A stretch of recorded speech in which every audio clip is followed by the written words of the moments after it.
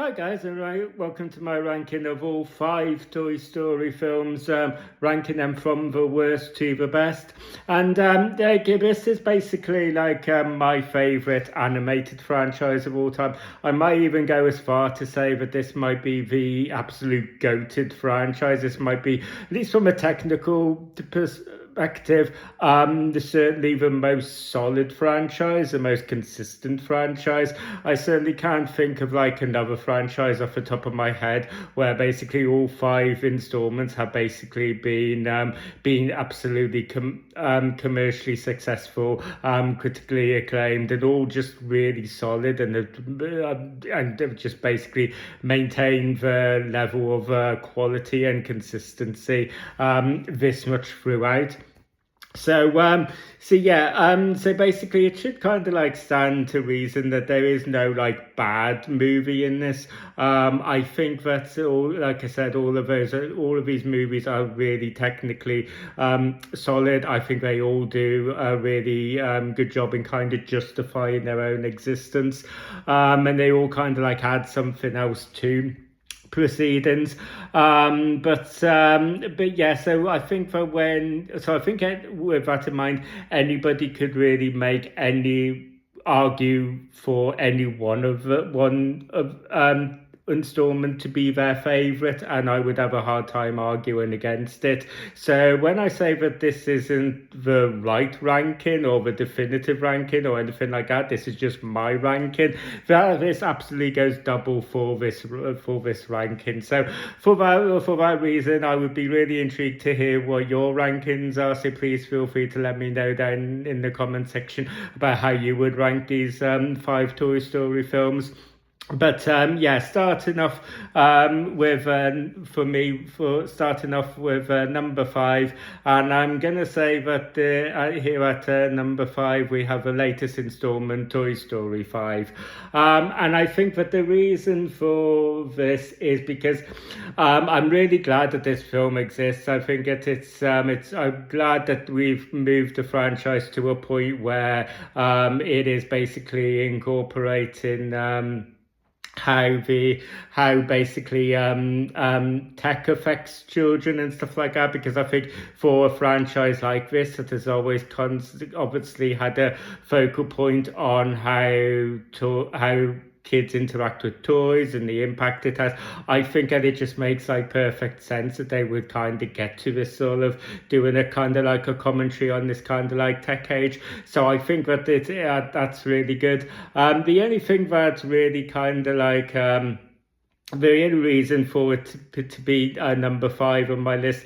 is because I think that this is probably in terms of storyline, the latest one is like the most scattered Toy Story has ever been in terms of storyline. All the others have a real kind of like big focal point, and here you basically have you've got obviously Bonnie's character arc and trying to make friends. Obviously you've got the introduction of Lilypad, and you've basically got another subplot going on with Blaze, and then you've got another subplot with these tech Buzz Lightyears. So it's really quite scattered for a Toy Story film, and yeah. So for that reason, that's the only reason why it comes in at number 5.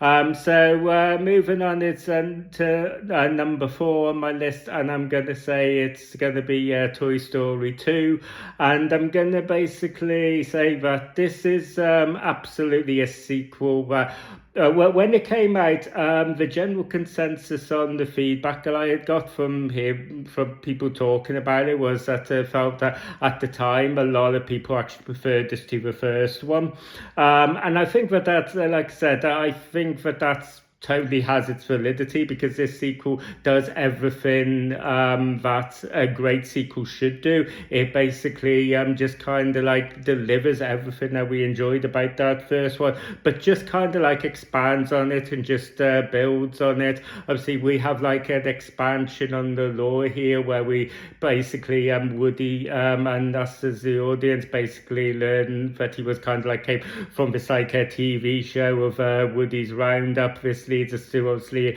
a new character, Jesse, who kind of like plays a real integral part to kind of like laying out the themes of this, where we're basically kind of like beginning to grow up, and we're becoming aware of our realization that things are not always going to be the same, which, like I said, becomes a really kind of core theme here.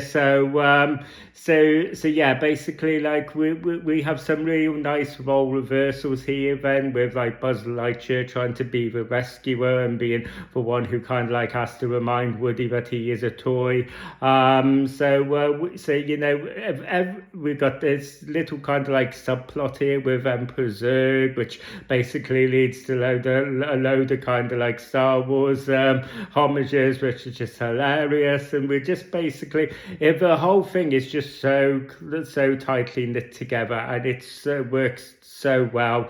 The only reason why I would rank it as number 4, like I said, to me, it just comes down to personal preferences and personal flavors. And for me, it's just in terms of the story and the fresh batch of characters that we got here, I just don't find it quite as engaging as I do in the other installments. So that's the only reason why it comes in at number 4 here. But an absolute solid sequel, all the same as all of these ones are in their own right. So moving on to our third place, and yeah, when I say that all of these films are really solid, to the point where any of the films in these rankings could kind of go up and down depending on over the course of time, because like I said, we are just talking about different strokes and different flavors here. So you know, anyone could kind of go up or down throughout the rankings over time, and I feel like that kind of goes double for the next 2 on this list, because I've just revisiting these films just for the sake of this ranking.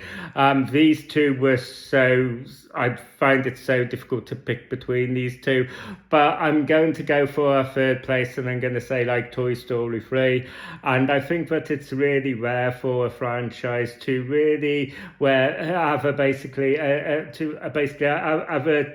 this is a film that essentially closes out the Andy trilogy, and it's a rare thing for us to kind of like have a trilogy that manages to stick the landing as well as this does, where we basically have Andy growing up and going off to college, and I was passing the toys down to Bonnie, and just bringing the whole thing full circle. I think that's just such a neat way to kind of like would be to kind of close this franchise out. I think with the plot here, we basically have it's essentially kind of like a prison escape kind of like film, where they basically find themselves at this Sunnyside daycare center, and they're having to escape. The whole thing's being kind of like overrun by Lotso, who I think is arguably my favorite villain possibly of this entire franchise. So yeah, just really again really solid sequel. The only reason I'm going to pull it as third is because just because this is probably the most emotional of all the films. This is most where the stakes are really high. There is a constant jeopardy to our characters throughout. This movie starts off with them kind of like escaping this kind of garbage truck, and then we follow it through to the daycare center, and then we basically go to this follow them where we feel like they're about to be kind of like burned alive in this furnace. And it was a moment that really made me think for a horrible minute that we were just going to burn all our characters alive in this furnace, which is like a lot of fears is going to be really irrational, because we are talking about a Disney and Pixar film here. But then again, we did obviously, like in the original, we basically did kind of like establish that these toys are real living feeling things right before kind of like introducing us to a character who is literally torturing these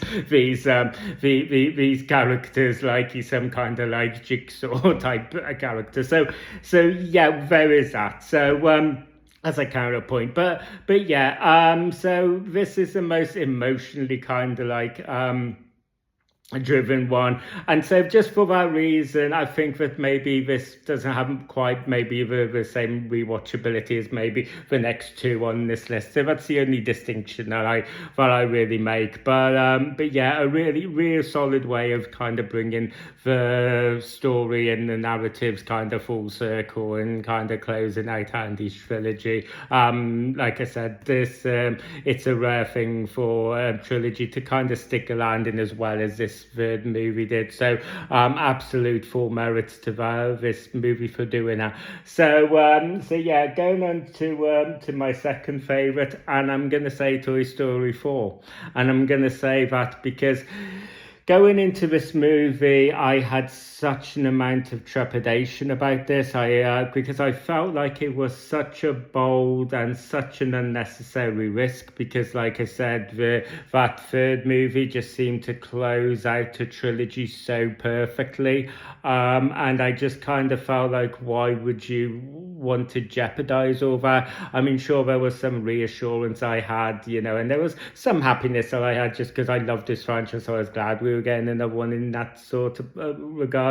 And I kind of like had faith that we were still going to be obviously like Pixar, and Pixar are the best at kind of like doing what they do. So there was that, but I felt it was such an unnecessary risk to take. So I went into this movie with a lot of apprehension, and honestly, I just really enjoyed it. I really did. I felt like the whole I felt like what we basically had is just as the third one kind of closed out Andy's story, this fourth one essentially closes out Woody's story and brings him full circle. And we basically see Woody now that the toys are in the possession of Bonnie, and so Woody is not the favourite toy anymore. And we basically see what Woody kind of does and how he kind of reacts when he's not the top toy anymore, which is really interesting because the last time we had seen Woody in that position was the very first movie. So we get to see all that kind of growth and that character arc as well. But I think so this does a really good job of bringing Woody's character full circle in the same way that that Toy Story 3 did a really good job of bringing a lot of storylines and narratives full circle.